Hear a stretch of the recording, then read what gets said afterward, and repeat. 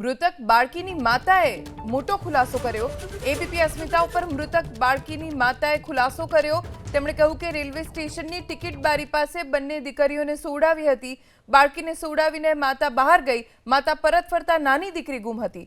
બાળકી ન મળતા આખી રાત શોધખોળ કરી। બીજા દિવસે રેલવે ટ્રેક નજીકથી પુત્રીનો મૃતદેહ મળ્યો। જિલ્લાના વાસદમાં એક ચકચારી ઘટના સામે આવી છે, જેમાં 4 વર્ષની એક બાળકી હતી, તેને અપહરણ કરીને તેની સાથે દુષ્કર્મ કર્યું હોય અને ત્યારબાદ તેની હત્યા કરી હોય તે પ્રકારની માહિતી મળી રહી છે। ત્યારે મારી પાછળના આ દ્રશ્ય આ વાસદ રેલવે સ્ટેશન છે અને અહીં તે બાળકી જે છે તે અહીં રાત્રિના સમયમાં અહીંયા સૂતી હતી। ત્યારે તેની માતા અત્યારે આપણી સાથે છે। આપણે તેમની સાથે વાત કરીને જાણીએ કે આખી સમગ્ર વિગત શું હતી, કે કઈ રીતે આખી આ ઘટનાક્રમ બન્યો। બેન, કેટલા વાગ્યાનો આખો ઘટનાક્રમ હતો અને કઈ રીતે આખી આ ઘટના બની? 8 ની 9 ની વચમાં હું ખાલી બહાર ગઈ, બંને બાળકી ઊંઘી રહેલી તો મારી નાની બાળકીને ઉઠાડી। હું પેન પગથિયા ચડી તો મારી નાની બાળકી નહીં। હું દોઢ માહીને એના પપ્પા જોડે ગઈ પાછી। એના પપ્પાને મેં કહું મારી નાની છોકરી નહીં। અમે બધે હોદાહોદ મળી, બધા છોકરાઓ બી બધા બહુ આવ્યા હતા શોધવા લાગવા। અમે બહુ હોદી ના મળે। 9 ની 8 ની વચમાં જ પછી અમે રાતે 12 વાગે બધે હોદીને થાક્યા ને પછી આણંદ ગયા। આણંદ અમે રિપોર્ટ લખાયો ને તો પછી સાહેબની ગાડી હવાર થતાં બધે હોદવા આવી હતી। બધે લોકો બી હોદી, મારી બાળકી નહીં મળી। એ ગાડી લઈને ગયા। પછી અમે અમારી જાતે 2 મણહો આખું આમ ગોલ ફરીને હોદતા નારા નીચે ગયા। તો એક કાકાએ કીધું કે એક છોકરું મરેલું થઈ પડ્યું છે કે, પણ મને શી ખબર કે મારી જ છોકરી છે। અમે તઈ ગઈ, બાળકી એ છોકરી જોઈ બી મેં, પણ ઊંધી પડેલી ત્યારે છોકરું મારથી ઓળખાયું નહીં કે ઊંધું હતું એટલે। પછી અમે નારા નીચે આવીને બેઠા। એના મારા છોકરી મોટા વાર હતા અને નાના કાપી નાખ્યા હતા, તોડી નાખ્યા હતા બધા વાર। તો વાર નહોતા તો મેં કહું મારી છોકરી નહીં એમ કહીને અમે પાછા નીચે નારા નીચે બેસી ગયા। પછી બેનની સાહેબની ગાડી આવીને તો અમે બાળકી જોવા ગયા। એમને છતી કરીને તો મારી છોકરી નીકળી। પોલીસ તપાસ કરી, પોલીસમાં શું કીધું પોલીસે? એમને કાલે ઘણી તપાસ કરી છે। પછી એ જોને અમે આખો દિવસ તૈના તય જ હતા।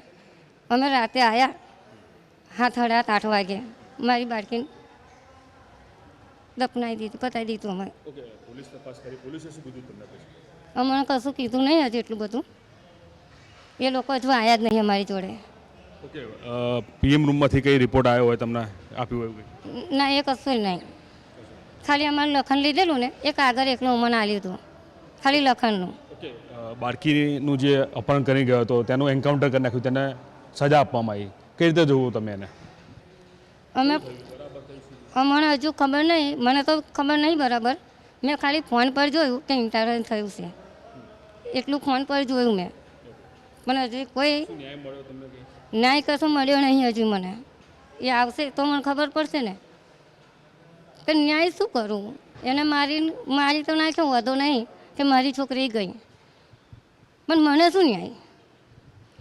બિલકુલ, એટલે કે આ હતા તે બાળકીના માતુ, અને હું ફરીવાર બતાવવા પ્રયત્ન કરીશ કે આ એ જગ્યા છે કે જ્યાં એ બાળકી જે છે તે સૂતી હતી। ત્યારબાદ તે નરાધમે અહીંથી બાળકીનું અપહરણ કરીને અહીંથી લઈ જઈને તેઓ અહીં આગળ એક નાળું આવેલું છે અને ત્યાં જઈને જે પ્રાથમિક માહિતી મળી રહી છે કે દુષ્કર્મ કર્યું હોય અને તેની હત્યા કરી હોય તે પ્રકારની માહિતી મળી રહી છે। અને તેને લઈને અત્યારે હાલ આ સીધા વાસદ રેલવે સ્ટેશનના દ્રશ્યો છે, જોઈ શકાય છે તમે કે અહીંથી જ તે નરાધમ જે છે તે બાળકીને અપહરણ કરીને અહીંથી આ તરફની દિશામાં જઈને તેને આગળ જઈને દુષ્કર્મ અને તેની હત્યા કરી હોય તે પ્રકારની માહિતી જે છે તે મળી રહી છે।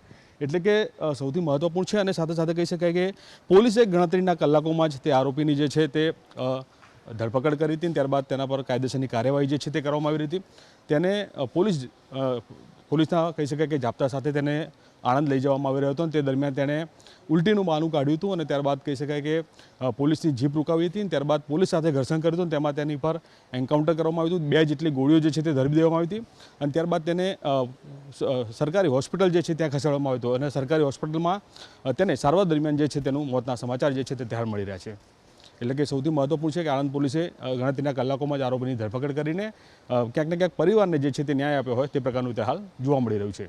કેમેરામેન જયરામ રબારી સાથે અભિષેક સિંહ વાઘેલા, એબીપી અસ્મિતા, આણંદ।